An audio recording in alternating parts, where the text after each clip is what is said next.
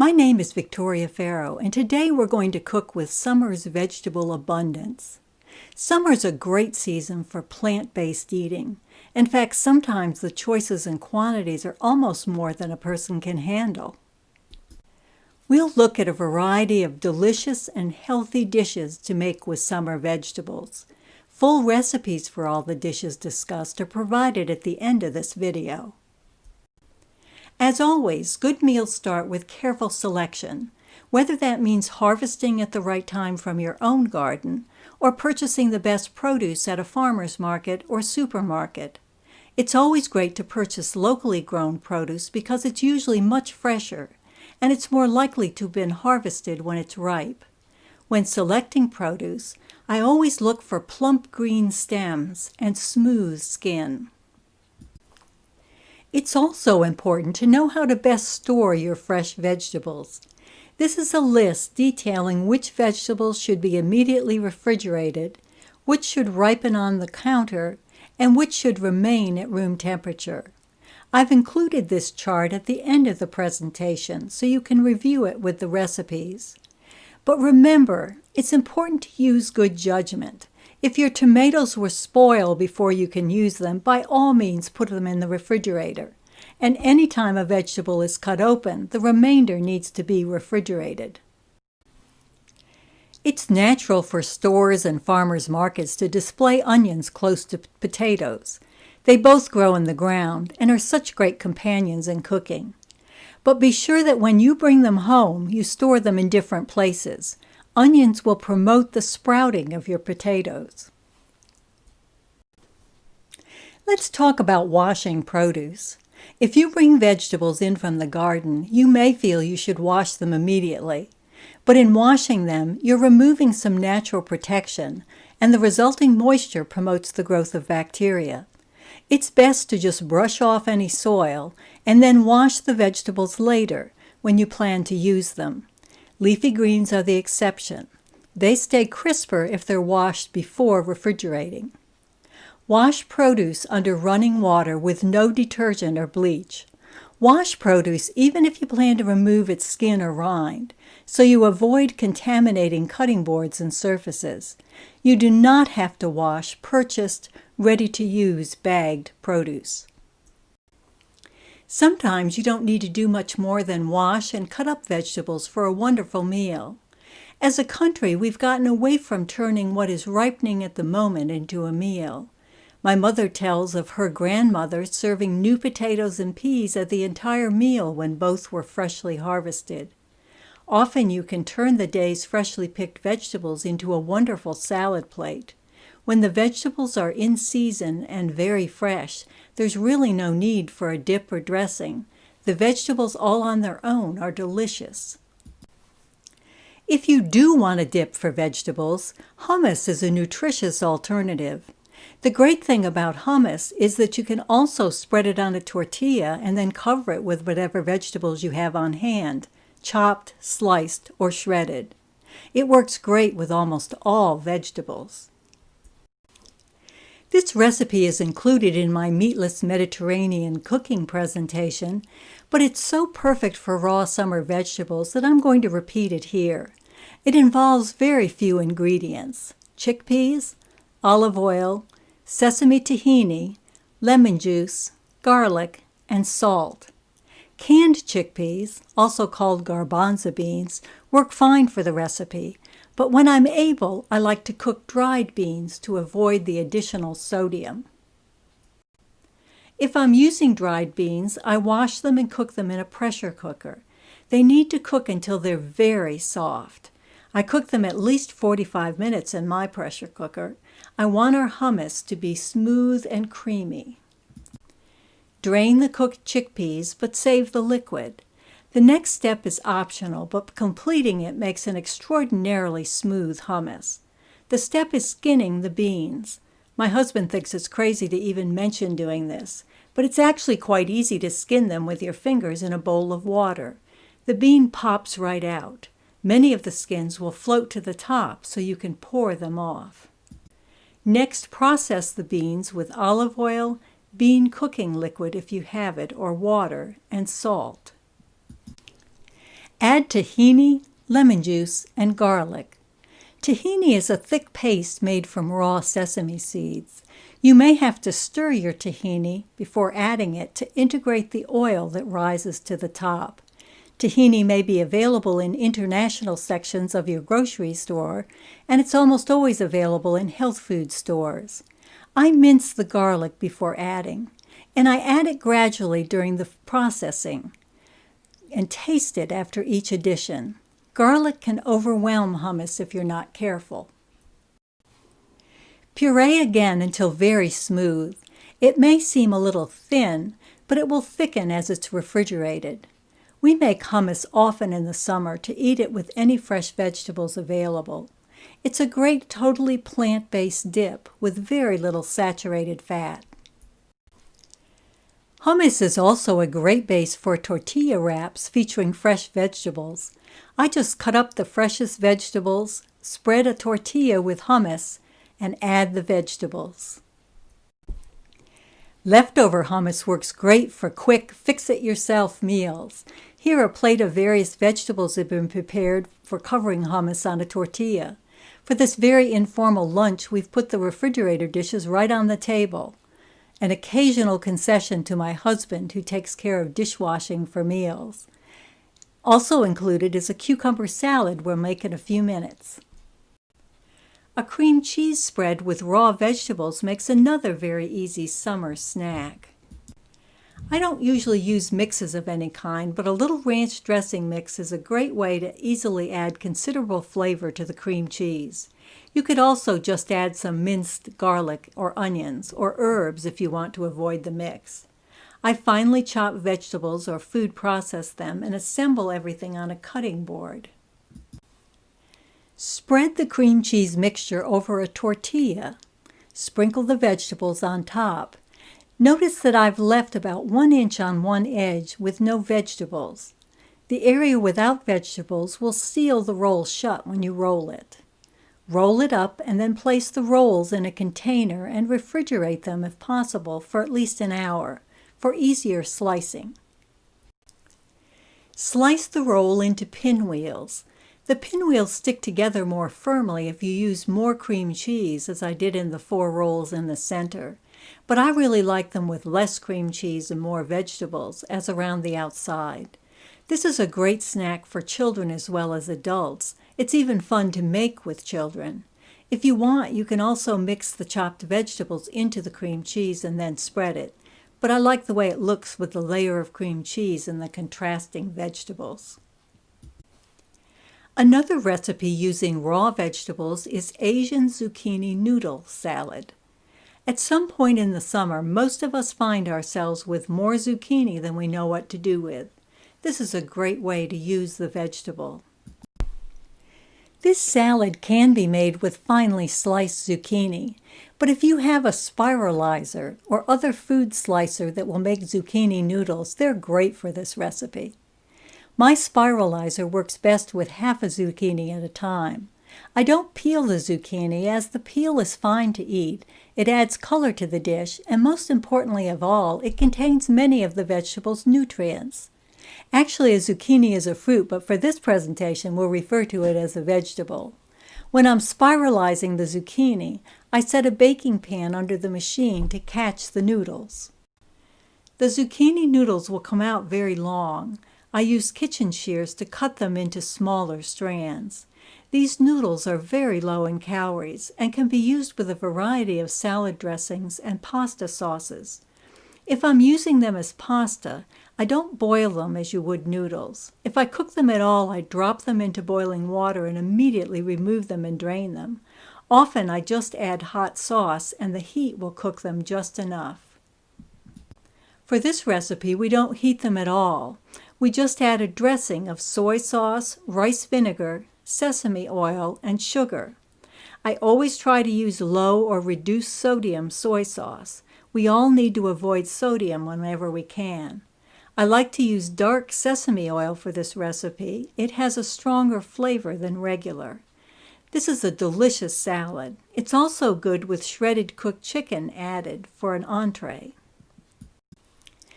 Quick cucumber salad is another easy vegetable side. We eat this often in the summer. It's an easy way to keep up with the sometimes overwhelming cucumber production in your garden. Young garden cucumbers or hothouse or English cucumbers from the grocery work best for this salad. English cucumbers are the very long cucumbers wrapped in plastic in the grocery. They have very few seeds. Thinly slice the cucumbers. You can do that by hand with a knife, or you can use the slicing side of a box grater. If you're using cucumbers with large seeds, you might want to remove some of the seeds before slicing them.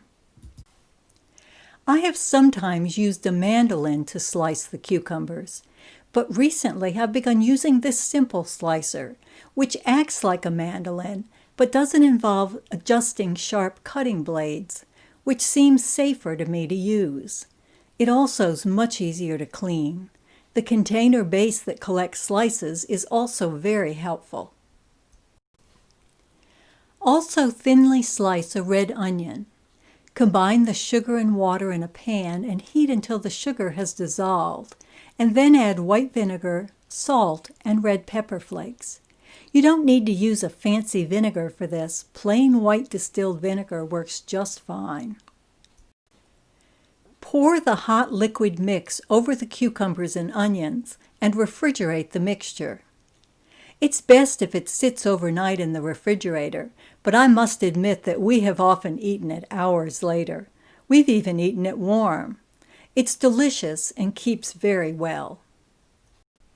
We grew crystal apple cucumbers this year, a cucumber that's about the size of a tennis ball and has a lot of seeds even when young.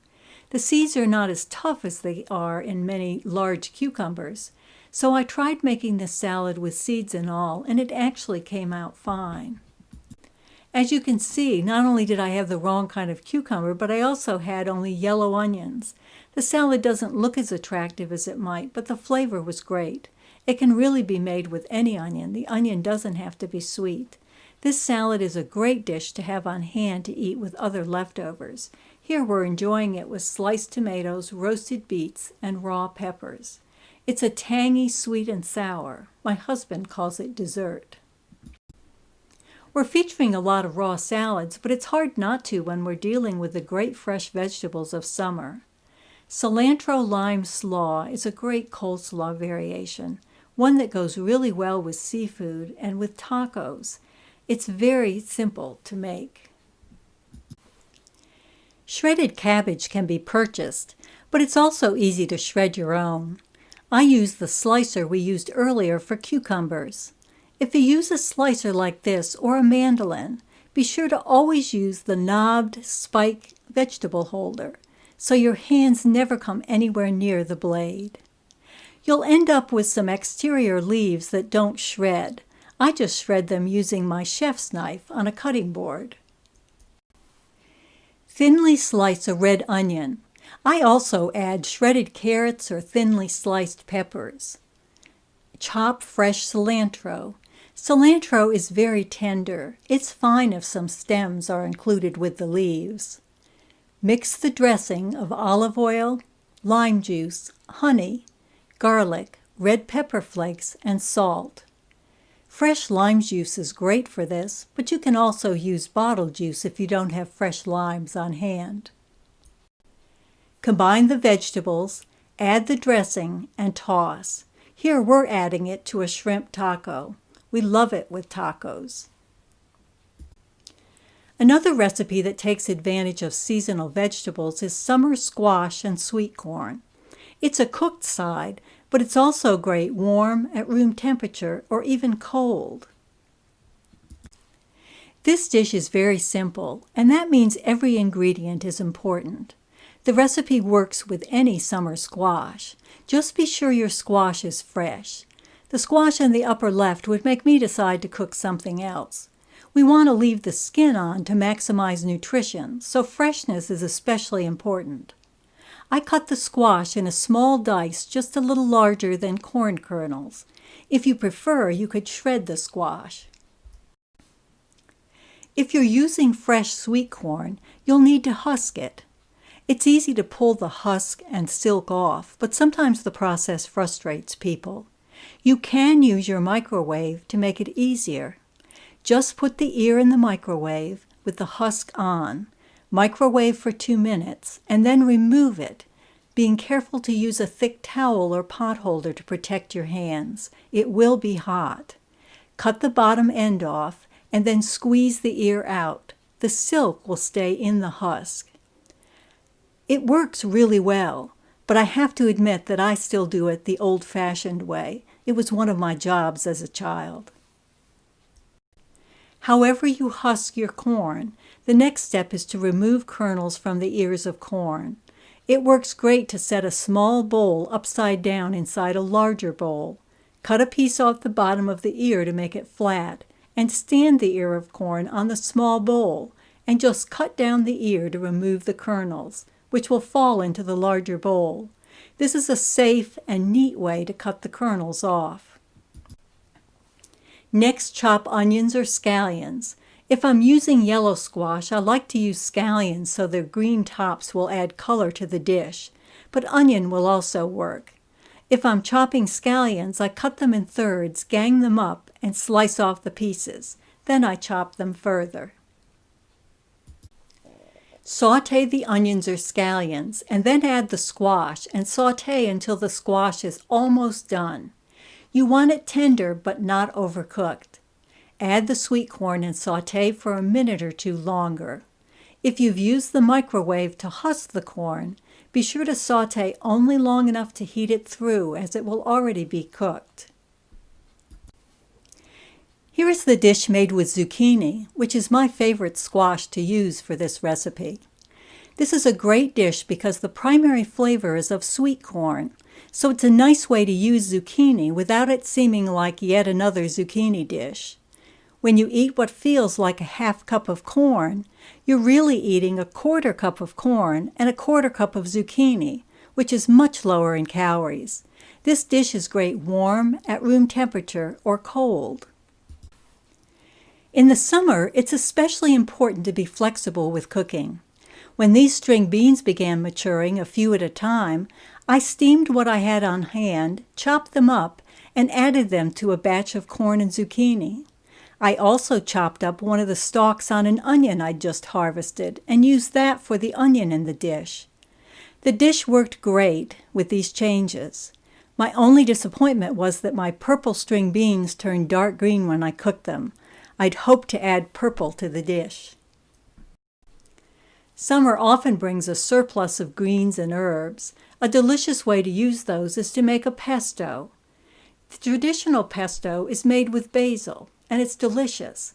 Basil leaves are food processed with garlic, olive oil, pine nuts or other nuts, lemon juice, and salt, and then cheese is often added just before it's served. If you want your pesto to stay bright green, you can blanch the basil by dropping it into boiling water, draining it, and then shocking it in ice water. Squeeze the excess water out and then puree it. You can also just make it with the raw basil leaves. I have to admit that's what I usually do. As the season progresses, I find that sometimes basil becomes very strong. I've discovered that adding a small amount of cooked potato when I'm processing the pesto dilutes the strong basil just a little and also results in a creamier pesto with no added cream or oil. Pesto freezes well. I freeze it in muffin tins and then put the frozen cakes in a freezer bag so I can pull one out whenever I want pesto. Chefs have started making pestos out of all sorts of green plant material, and you can experiment too. This spring I made a pasta sauce out of pureed kale and made one using basil and garlic scapes, that part of the garlic plant that you remove when garlic is developing. Both were delicious. I also made pesto for the first time out of fresh carrot tops.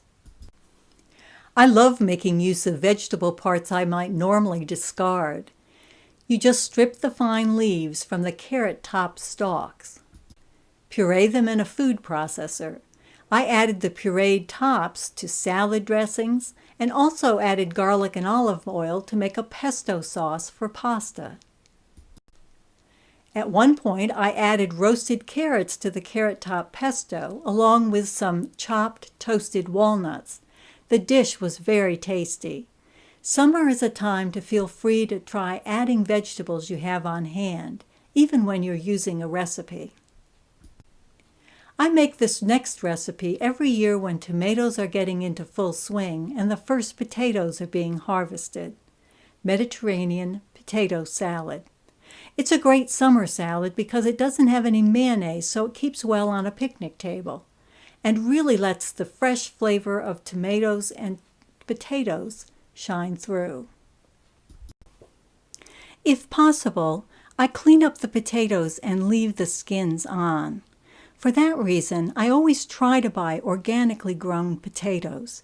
Many pesticides are used by commercial growers, and washing potatoes doesn't remove them all. I cut the potatoes into pieces and steam them. Next, I slice onion, chop green olives, and measure out capers, adding them all to the potatoes. If I can, I use very ripe heirloom tomatoes. You really need ripe tomatoes for this recipe. You can have small tomatoes, but I like big juicy chunks in this salad. I try whenever possible to not refrigerate my tomatoes. When you keep tomatoes on the counter, it's best to set them stem side down, and I cover them with a kitchen cloth to discourage gnats. Core your fresh tomatoes, cut them into wedges, and then into chunks. Remember that if you cut a tomato open and use only part of it, you will need to refrigerate the rest. And you'll need to refrigerate the salad if you're not eating it right away. Combine everything with the dressing of olive oil and white wine vinegar.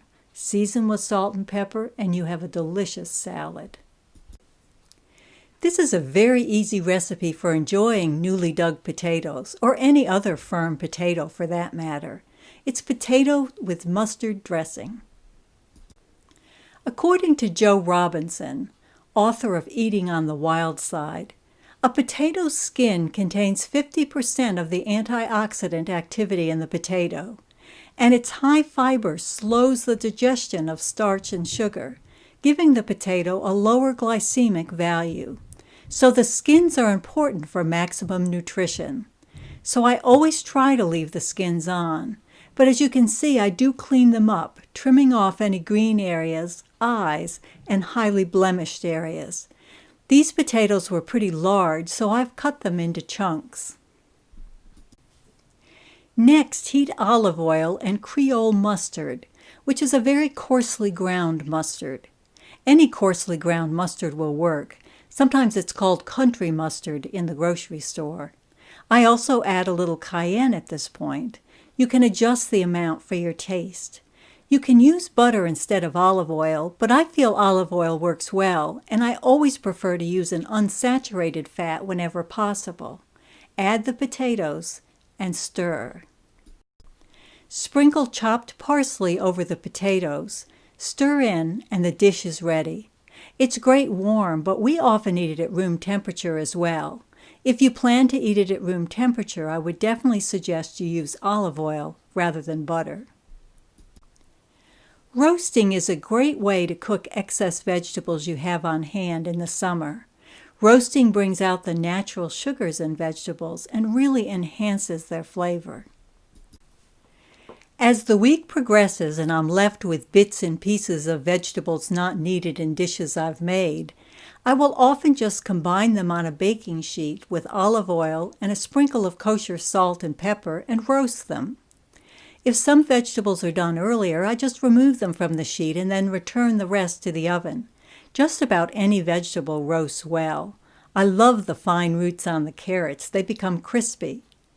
We like the vegetables highly caramelized, but you don't have to brown them this much. You can roast the vegetables on a higher rack in the oven and just until they're cooked through like this. I like to put ours on the bottom rack for at least some of the time so they brown at least slightly. Roasted vegetables can make a meal or serve as a side.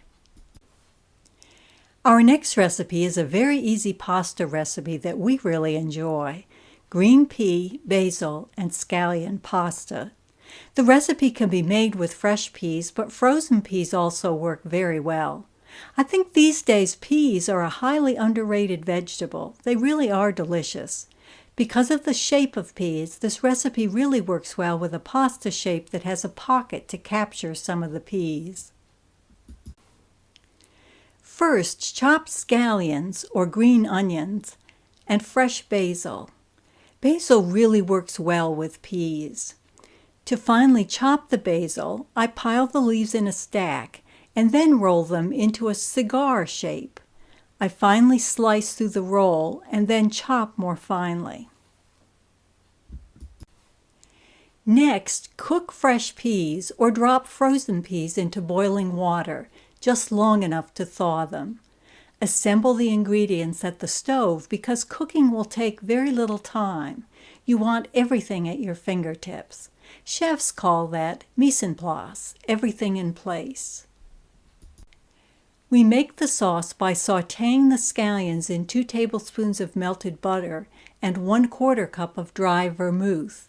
This is one recipe where I do use butter rather than olive oil for flavor, but it would also work fine to use olive oil if you prefer. Vermouth adds a nice flavor, but if you don't have it, you could use a dry white wine or even a vegetable broth. When the scallions are softened and the vermouth has thickened some, add the peas and basil and cook for a few minutes. I try to time my pasta so it's ready about the same time as the sauce. I also sometimes make the sauce to the point where the peas and basil are added and turn it off. When my pasta is done, I reheat the sauce, add the peas and basil for the final cooking. Here I'm using medium shells. When I drain my pasta, I save at least some of the cooking liquid. Pasta water is a great way to thin a sauce slightly without making it watery.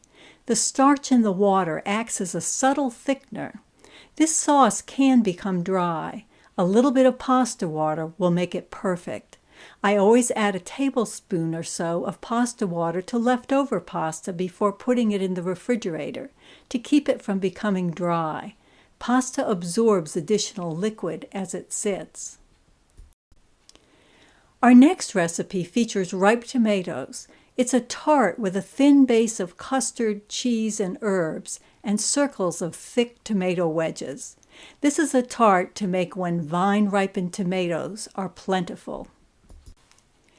First, prepare tomatoes by coring them, cutting them into wedges, and then letting them drain in a colander to remove some of the liquid. The recipe uses both basil pesto and chopped fresh basil, along with oregano. Here I'm using some pesto I froze earlier in muffin tins.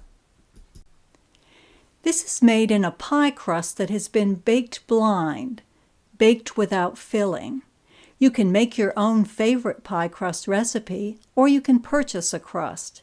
You can use a 9-inch crust and just roll it out to 11 inches to fill a 10-inch tart pan with a removable bottom. Pesto is spread over the bottom of the cooled baked crust. The Swiss cheese is sprinkled over it.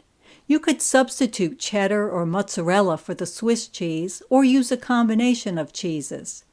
Next, sprinkle with the mixture of chopped fresh basil and oregano. The tomato wedges are then laid on top. A custard of eggs, salt and pepper, and a small amount of heavy cream are whisked together and then poured over the tomatoes. You can swirl the pan to distribute the mixture between the tomato wedges. Bake until all is set. This recipe is all about the delicious baked fresh tomatoes. Our next recipe is for an entree. Eggplant stuffed red peppers. With a tossed salad, this makes a full meal. Eggplants and peppers star in this dish. In the summer, it includes vine-ripened tomatoes. You can see here, though, that I'm making it in the winter, when Roma tomatoes are the very best tomatoes available. Globe eggplants like the one pictured work well, but really any eggplant will work. Dice the eggplant into 1/2 inch to 3/4 inch pieces. Note we're leaving the skin on. The only time you would need to peel the eggplant would be if it was not fresh. The skin can get tough as it's in storage. The eggplant doesn't need to be salted for this dish either. Cut the red pepper in half and remove the core, membrane, and seeds. Place the halves cut side up on a baking sheet. Chop the other ingredients, including anchovy fillets, capers, Kalamata olives, parsley. Measure out dried breadcrumbs. If I'm using Romas, I usually peel them for this recipe. I don't usually peel vine-ripened heirlooms harvested in the summer unless they have a very tough skin or large amount of seeds.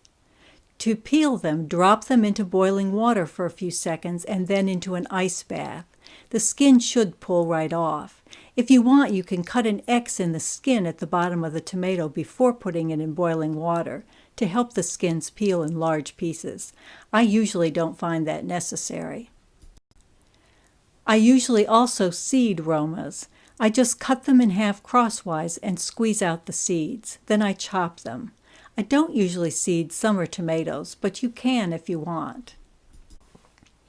Saute the eggplant until tender and add other ingredients except the breadcrumbs and simmer. Remove from the heat and add the breadcrumbs. If you're looking for a gluten-free entree, it can be made without the breadcrumbs. If I did that, though, I would definitely seed the tomatoes to eliminate excess moisture. Divide the filling among pepper halves, drizzle olive oil over them, and add 1 cup of water to the baking pan. Bake at 450 degrees and serve warm or at room temperature. I love room temperature entrees and sides. They reduce so much of the last-minute pressure of meal making. We're going to cook another summer vegetable entree that's perfect for when peppers and tomatoes are ripening. It's a spicy Moroccan vegetable stew, spicy vegetable tagine. It's called a tagine because it's traditionally cooked in a special vented baking dish called a tagine. We'll cook ours in a casserole dish, but if you have a tagine, by all means use it. And any earthenware baking dish will work especially well. The dish features peppers, celery, tomatoes, and potatoes. Fingerlings are delicious in the dish, but they're not required. I many times use small potatoes, but large ones work as well. I also sometimes use small tomatoes I've popped in the freezer when I was afraid they were going to spoil, like those shown in the bag. In this dish, celery is used as a major vegetable. The recipe calls for 24 2-inch pieces, which is probably more celery than you've ever put in one recipe, but be sure to use it. I trim out the sections like those shown on the right, but otherwise use pieces of all thicknesses.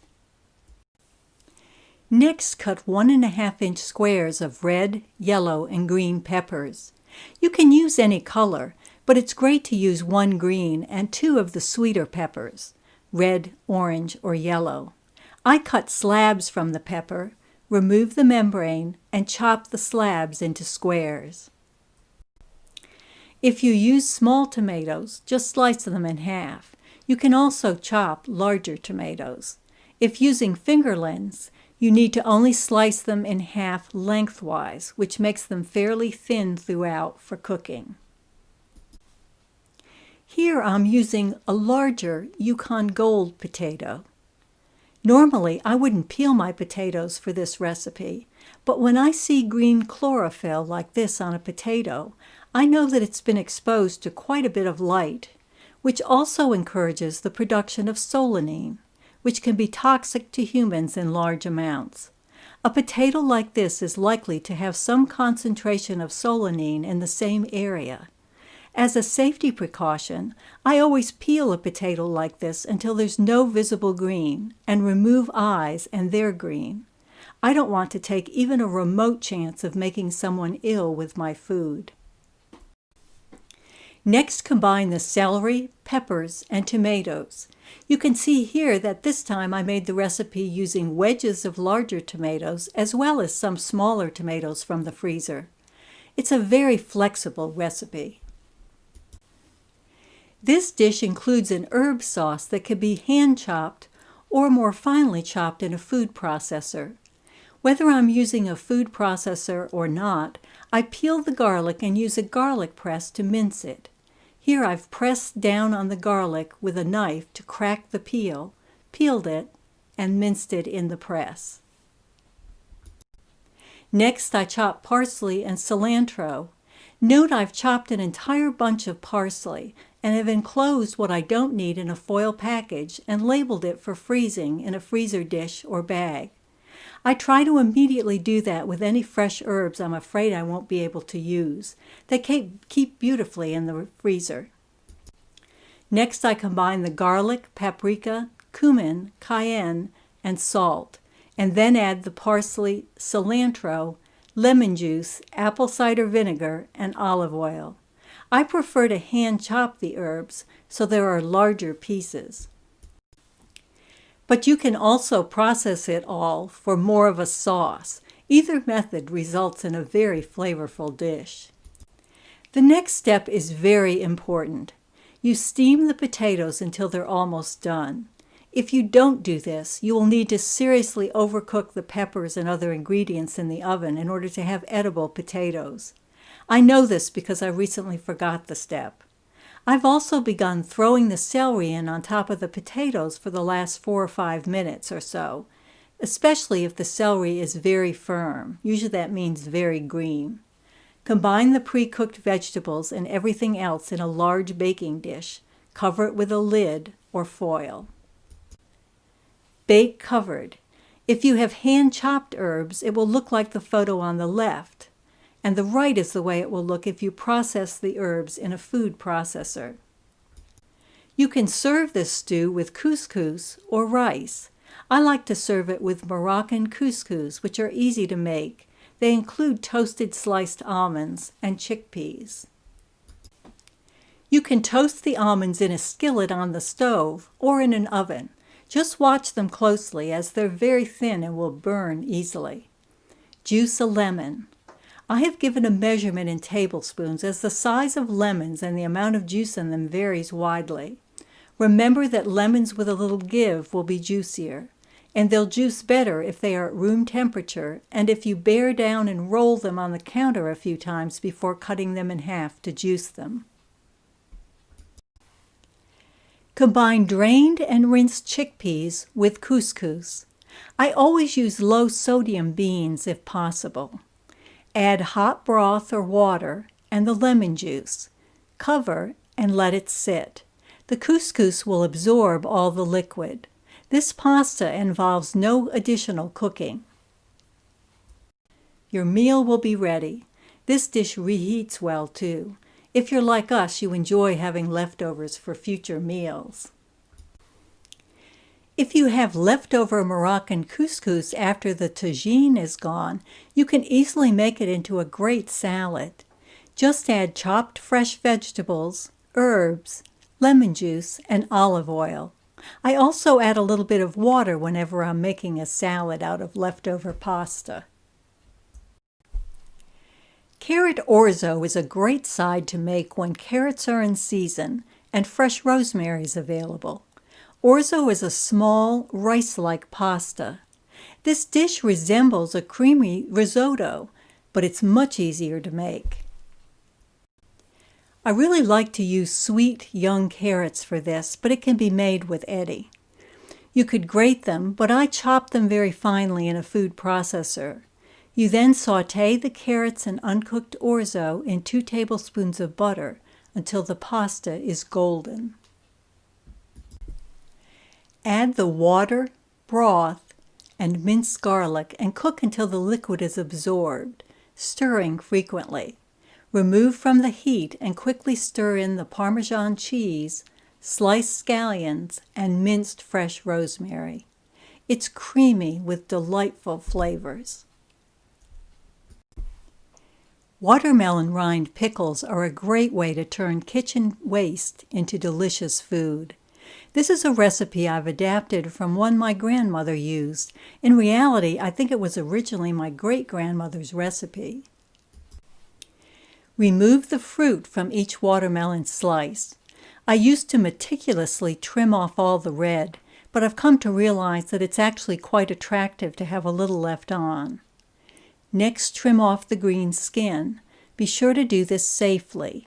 You can lay the piece on its side and cut against the board to trim off the skin, but it's probably easiest to use a vegetable peeler. Hold one end of the rind in a hand and peel the other half, then switch ends. The rind will be a bit more tender the farther you get away from the peel. Cut the rinds into chunks and let the pieces sit overnight in salted water. Boil in vinegar and water until they're soft, and then cool them. Boil sugar, water, vinegar, turmeric, cinnamon, cloves, and allspice until it becomes a syrup. Add garlic powder and onion powder if you like, I do, and then add the rind and mix. These can be kept refrigerated, or you can process them using instructions for your canning equipment. I usually make just a small batch and use them over a few months. If you would like to make any of these dishes, full recipes follow. Remember, you can pause the video at any point to photograph a page of the handout or review a recipe more closely. If you want to view the video for a specific recipe, the description below the video contains a list of contents with a link to the recipe in the video. Page 1 includes recipes for summer squash and sweet corn, spicy vegetable tagine, and almond and chickpea couscous. Page 2 features recipes for cucumber salad, eggplant stuffed red peppers, and crunchy vegetable pinwheels. Page 3 includes recipes for Asian-style zucchini salad, cilantro lime slaw, Mediterranean potato salad, and basil pesto. Page 4 features recipes for watermelon rind pickles, potatoes with mustard dressing, and fresh tomato tart. On page 5 are recipes for hummus, carrot orzo, and green pea, basil, and scallion pasta, as well as information on roasting vegetables. This is the chart we looked at earlier, showing how to best store various fresh vegetables. Thank you for watching this presentation. We hope you've found some new ways to work with summer's vegetable abundance. If you enjoyed this video, you might want to subscribe to my channel for future videos.